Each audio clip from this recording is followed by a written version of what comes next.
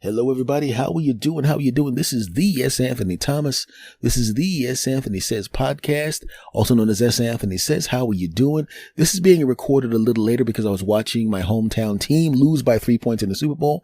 And I'll be honest with you. I mean, am I disappointed that the Eagles lost? Yes. Am I going to cry about it or is it going to affect my life in any way? Not really. I was very happy that they got one 5 years ago. You know, it's really weird. When you think you're never going to see one and you finally get one, it kind of softens the blow if you lose one after that. And I'll be honest with you. I watched Twitter and rigged, fixed game. It was all scripted. You know, I don't know whether you want to call something rigged or whether you want to call something an incompetent call or whether you just think that the referees absolutely suck. They do suck. And I'm not saying this because it affected my hometown team. I was saying that when you watch games all during the course of the season, you're going, what the hell are these people looking at? Right? Because if you think about it, if you're the team that lost, the only thing you should be thinking about is, look, I know that these referees suck. I know there's a probability that they're going to make a boneheaded call at a crucial point late in the game. You already know that because they do that all the time. It happens in regular season games and it happens in Super Bowl, except for when it happens in a Super Bowl or a playoff game, it has dire consequences for the person who got something called against them. Knowing that to be the case, you have to know I have to whoop the other team and make as few mistakes as possible because I have a smaller margin for error, because it may work in my favor. Maybe the other team will have a bad call on them and it'll be in my favor. You know, you never know, but you have to go in there realizing that you're dealing with people who are going to make dumb mistakes. And if they're going to make dumb mistakes, you have to adjust to that, right? We have to do that in life all the time. If you're working in an office, say you're part of a sales team, think about it. No sales team that I've ever been on had a whole team of killers on the net. Everybody's a great salesperson. Everybody in the office is perfect. No, there's always going to be people in the office that are around that you can't replace because you can't find somebody for their spot. So you're stuck with them. And what happens? They kind of suck a little bit. Chuck doesn't get enough sales, right? We need 100 sales and my team is good enough to get close. And if Chuck was just competent, we'd get to the 100 sales. So basically, I'm going to need my all-stars to all get a handful extra sales each to make up for the sales Chuck's not going to get. You know that going in. You can't get rid of Chuck because you won't even get the small amount of sales that he gets, and you need them. Right? So he's hanging around, and you go in there knowing that. You go in there knowing Chuck stinks. Right? You see it all the time. You have to realize, rigged or incompetent, you have to make the adjustment for the circumstance that you're in. I was watching MMA fights for years and boxing, of course, for years. And what happens when you watch boxing and when you watch MMA? What happens all the time? They begin reading the scores, and you'll see a fight where one fighter is completely dominating the entire fight, just winning. And what are the scorecards? Every single time. 49-48 for Johnson. 49-48 for Smith. And, forget that. Usually it's 49-48 Johnson. 49-48 Johnson. 8 billion to 6 for Smith. And you're going, what was that other guy looking at? What the heck? And it's always that way. There's always that one referee who sees something no one else is seeing. And you're wondering, what the heck was that? Now, here's the thing. What if you have two referees like that? Two judges like that. And you literally would have a person losing a fight going all the way to the other side, meaning he got his behind whooped when we all watched the fight and we saw he was whooping the other person's behind. I've actually seen that happen. That's why a lot of fighters say, don't let it go to the judges. And if you're playing in football, don't let it go to the referees. If you're fighting, don't let it go to the judges. And in your regular life, you can't let it go to the judges either. I talked about that many, many times to some of my younger relatives and some of my younger friends. I actually had a guy, and this was just Literally one of the dumbest and most embarrassing things I've ever seen. The guy's a great guy, but he's a bit of an idiot. Okay. And I know he's listening and he knows I'm talking about him, but I'm not going to use his name, and I have permission to tell the story about how much of an idiot you are. You know who you know you're listening, because you're probably laughing right now when you're listening to this because you know what you did. Okay. I'm pretty good at winning over girlfriends' friends and really super good at winning over their relatives. I've never really been in a relationship except for one where a sibling didn't like me. The parents always love me, right? Because I just kind of go and I'm cool. I don't change anything because of who I'm around. I just don't do it. Like, either you like me or you don't. How come you don't get jealous? Look, either a person wants to be with you or they don't. I'm not going to sit there going through somebody's purse or checking somebody's phone. I'm not going through somebody's pockets looking for matchboxes from hotels. I'm not doing none of that crap. I'm just going to be myself, live my life. If you're faithful, you're faithful. If you're not, I toss your ass out of my life. And that's it. And I spell it out up in the beginning. If you want to be with me, great.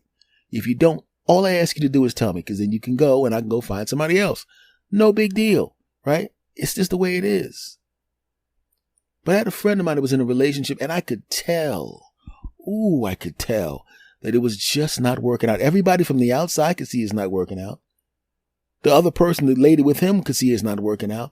But she just couldn't pull the trigger to get rid of him. He was just good enough a dude to her where she just, you could tell. You ever been in a relationship with somebody and you could tell they're just about to dump you, but something stops them from dumping you at the last minute? They're going, yeah, because I remember when I was younger, I was 18 or 19 years old, I think, something like that, and I was dating an older lady. She was in her mid-20s, because when you're 19, a lady in her mid-20s is older, right?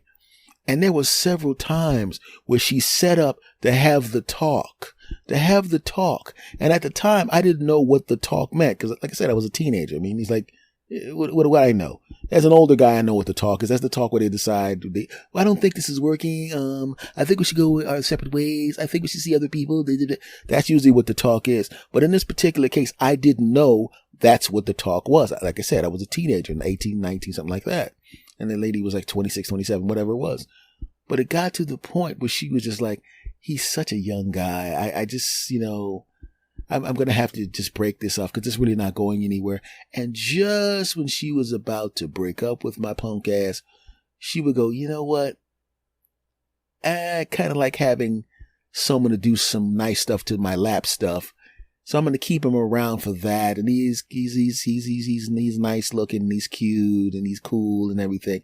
And I want to, I just want to have, basically she kept me around because she didn't like buying batteries, if you understand what I'm saying. Okay. So I'm thinking, hey, I think everything's great. And she's like, yeah. Just climb on top of me and take care of business. Right? I didn't know what was going on. I was just, hey, this must be great. We're doing this all the time. She was just using me for that, which is fine if she would have told me up front. But she was just kind of having me hang around until she found someone that was closer to her age that she actually wanted to be with and could see herself with in the future. That's what she wanted. And when I found out what it was, I was hurt because I was a kid at the time and I was crushed. And then she said, well, I was trying to get rid of you. I mean, not to get rid of you, but I mean, it's really not good. I mean, you're not even old enough to drink yet. And I'm like 28 or 27 or whatever the hell she was at the time. And it's just not, Then she tossed me in a trash can, metaphorically speaking. And it was hurtful and painful. And it sucked, right? And I tried to get her back, man. I tried to talk to her friends, man. I tried to talk to her friends and get them to put in a good word for me. Talk to her family to get them to put in a good word for me. But let's be honest. When your 27-year-old friend that you'd like to hang out with is getting it on with some punk kid who's not even old enough to drink, they know what it was. They know that I was basically, like I said, I was cheaper than, she didn't want to buy batteries. So why buy batteries when I can just call this guy and he'll come over and take care of business? And that's all it was. And I'm thinking her friends are going to talk me up. Yeah, hey, could you talk to her, man? Because, I really care about her and I think that we should get together. Yeah, sure. We'll definitely talk to her. Of course we will. You talk to her parents. Hey, sir, we need to be, he goes, how old were you again? 19. Yeah, I'll talk to her.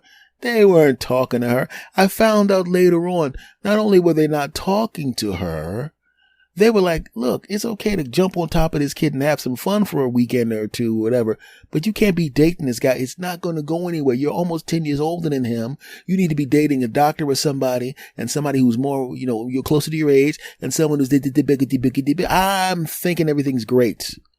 And just like a team that's in a close game, I was close to losing her, almost losing her. I think I got her back, but I almost lost her. I was in a close game. And I was relying on the referees to do their job. And in this case, the referees were her parents, who probably told her, what are you doing with this punk kid in the first place? You should be ashamed of yourself using this kid like that. That's disgusting. Just stop being that's just wrong. He's not even old enough to drink yet. What is wrong with you? Okay, that's disgusting, right? And her friends, what are you doing with it? I mean, if he was like 5 years older, that's one thing, but he's not even old enough to drink it. What is he, 19, 20? Get out of here with that. What are you doing? Get that punk kid out of there. And the whole time I'm thinking they're talking me up, but they were talking me down. They were telling her to dump my punk ass. That's what they were saying. And they should have said that crap because I was too young for that crap. It's like I said, being in a close game. And you're expecting the referees to do their job properly, right? If you're an NFL referee, you're hired to be impartial. You're hired to know all the rules. You're hired to look at a situation, assess it, and do the job. But what about you? Stink. And you're a human being. We also remember we had a referee that was the NBA that was shaving points on the game. One guy shaving points on a game. Now, if you have one guy shaving points on a game in a playoff, right? He may not even be deciding the outcome of the game, but he could shave some points off. He can control it. One guy. So what if you have that one girlfriend? Everybody else will say, hey, you should just do what makes you happy. But you have that one girlfriend out of her 4 girlfriends who hates your guts. And maybe you're age appropriate. Maybe you're both in your 20s and you think everything's going well and you're actually kind of happy in your relationship. But there's one person that's like a beating drum, talking you down, talking you down, talking you down, talking you down, right? Taking your girlfriend out or taking your boyfriend out or taking your significant other out on a regular basis, right? They're single, but you're in a relationship with that person and they're always talking you down, really subtle stuff, slick stuff, almost subliminal stuff, dissing you on a regular basis, right? Half setting you up with someone else because they just want to break you up with them, right? Setting you up with somebody else, setting them up with someone else, right? All of a sudden, they're hanging around there. They're always dragging this guy over in the office and pushing that guy in her face all the time, right? Now, in this particular case, she's not going to cheat on you, right? You're not in any danger of anything happening, but just the simple fact that this person is attempting it makes you want to slap the crap out of him, right? You're probably going, you're not making an example. You're talking about yourself, aren't you? Yeah, I'm talking about me. I've been in that relationship before. I'm in my 20s. She's in her 20s. Her friend couldn't stand me. Hated my guts. I was nothing but nice to this lady, but she kept playing games and talking me down and talking me down and talking me down and talking me down. Right? So much so that my girlfriend was not going to get rid of me and definitely didn't want to get rid of her because her friendship was older than our relationship. So she didn't want to get rid of either one of us. So and I never talked down about the friend. I was like, hey, what's going on? And I never dissed her friend and we'd go out together, right? And her friend would be the third wheel, which I didn't mind. I really didn't care. I mean, I thought she was cool at first. And then we're sitting at a diner one time and we're all there and I thought we were having a great time. My girlfriend goes to the bathroom and then this lady just starts to keep it. Right? She's not going to just come out and say, I hate you. But she made it pretty clear over the course of time, little snipey things. And I'm sitting there going, what did I do to deserve the ire of this person? What did I do? Why is this referee trying to fix the game? Why is this game being rigged by this lady? Why?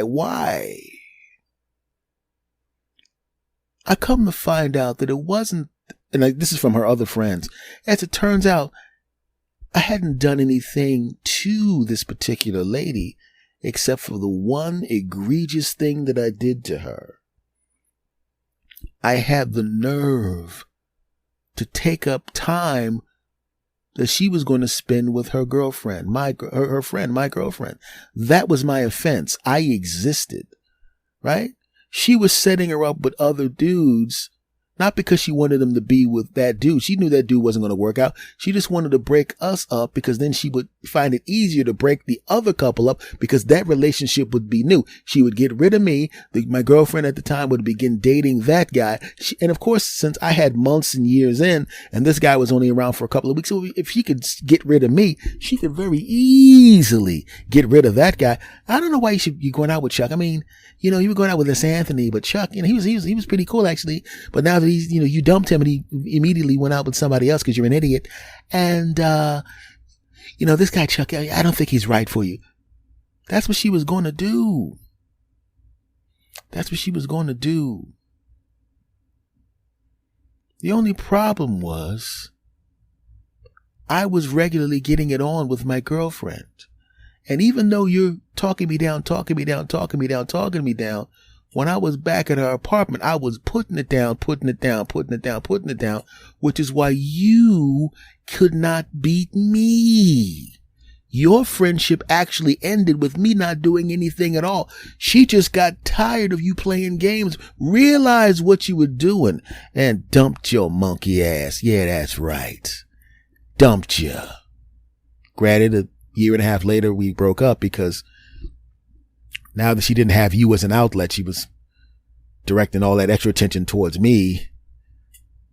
You're getting like super duper jealous for no reason.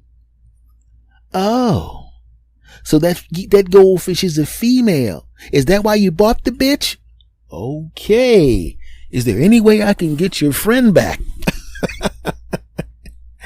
Oh, so you wanted to go out there and help that puppy get back across the street. It's a girl puppy, huh? You like the bitch? Wow. Whoa. Is there any way we can get your friend back? Wow. Now that was a slight exaggeration, but the truth is she did get like super duper jealous. It was almost like she had enough energy. Like it was almost like that her friend was someone who burned off some of her energy. So when she would be with me, she could just be cool and relaxed. But with that friend gone, all of a sudden, all of that attention was poured towards me. And she's now creating fan fiction about girls that I'm with.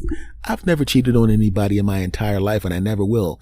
I'll probably be around for another 30, 40 years, and I ain't going to do it in that time either. Right?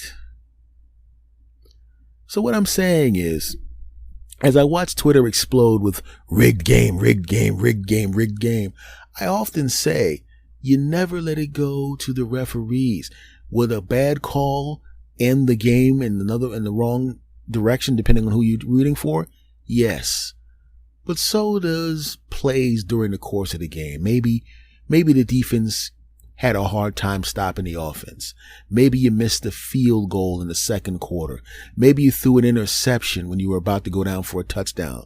You know, those kind of things add up. And if you do those things during the course of the game, you put yourself in a position where a bad call by a referee near the end kills your hopes and dreams.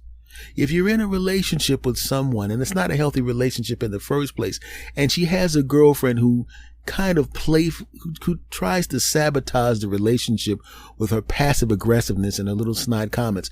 If you are a fantastic over-the-top boyfriend, a fantastic over-the-top husband, a fantastic over-the-top girlfriend, a fantastic over-the-top wife, it doesn't matter what the other person says. I had people that I knew who were dissing relationships, trying to mess me up with my girlfriend.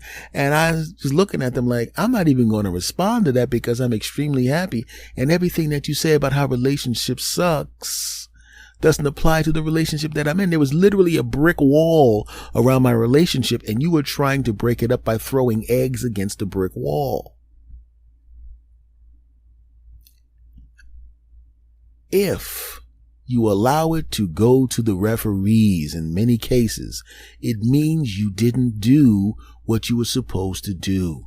If you're a football team and you have a lead on the team, you blow them off the field. If you're a fighter and you got a guy hurt, you beat his ass and you knock him out. If you're in MMA, you submit the bastard. And it doesn't matter what was on the scorecards because you're getting your hand held up.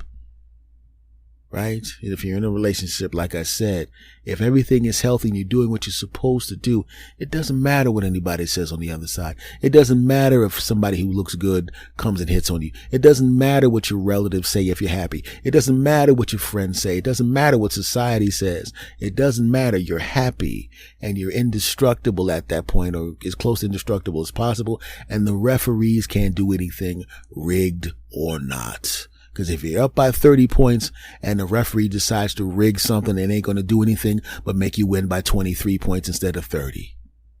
And that's just the way it is. You can be disappointed, but if you do what you're supposed to do, if you have a goal, when you're competing against somebody, you blow their doors off so the referees and the judges can't do a damn thing except congratulate you as you put on your world title belt, or you hold up your trophy, or you cash your check. Just remember that. And that's what I'm saying. Whoop your competition's ass, okay? And there's another thing I need you to do. If you like this podcast, and you do, make sure you rate and review this podcast 5 stars, please. If you love this podcast, and you do, make sure you tell somebody that you love and that you think would listen to this podcast and love this podcast. Make sure you tell them to check it out, okay? And if you love this podcast, and you do, make sure if you're not subscribed that you do subscribe. It would be much, much appreciated, okay? You dig? Of course you do. Take care, everybody, and I'll see you.